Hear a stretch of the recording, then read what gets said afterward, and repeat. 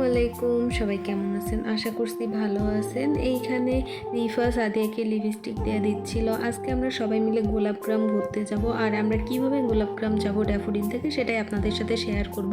তো আমরা গাড়িতে উঠে সবাই মিলে মজা করতে করতে যাচ্ছিলাম। আর গোলাপগ্রাম যেতে হলে আপনার সিটি ইউনিভার্সিটির সামন দিয়ে কিন্তু যেতে হবে। আমরা কিন্তু অলরেডি গোলাপগ্রামে চলে আসছি। ঠিক আমি সবার ভিডিও নিচ্ছিলাম। নাইম মাস্ক পরতে ওরে বলতেছিলাম মাস্ক খোল। আর দেখেন রিফা এখানে কেমন করতেছিল। আমরা তো ঘুরে ঘুরে চারদিকে দেখতেছিলাম, একজন আরেকজনের ছবি তুলে দিচ্ছিল। আমার কাজ ভিডিও করার, আমি ভিডিও করতেছিলাম। ঘুরি তো অনেক হইলো, চলেন এখন কিছু খাবো আমরা সবাই মিলে। এখানের বড়াই ভর্তাটা এত মজা ছিল কি আর বলবো। আপনারা যারা গোলাপগ্রামে যাবেন তারা এই বড়াই ভর্তাটা ট্রাই করে দেখতে পারেন।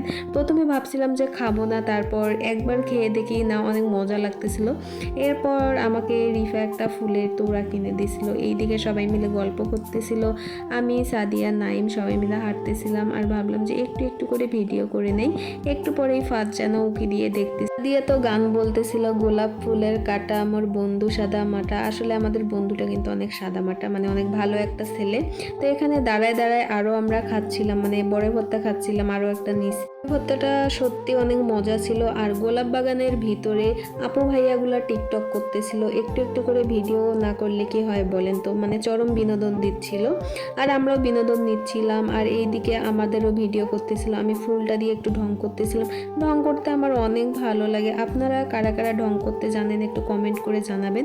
এইদিকে তো আমরা চাটে মুছে খাচ্ছিলাম, মানে কি আর বলবো। কয়েকদিন ধরে আমার অনেক সর্দি লাগছে, তাই আমি ভিডিওতে ভয়েস দিতে পারছিলাম না, মানে কথা আটকে আটকে আসতেছিল।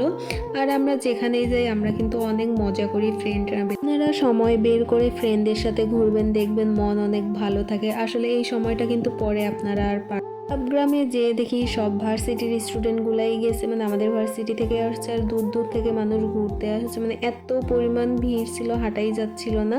তারপর আমরা ভাবলাম যে একটু আমরা বসে থাকি, তারপর আমরা হাঁটাহাঁটি করি।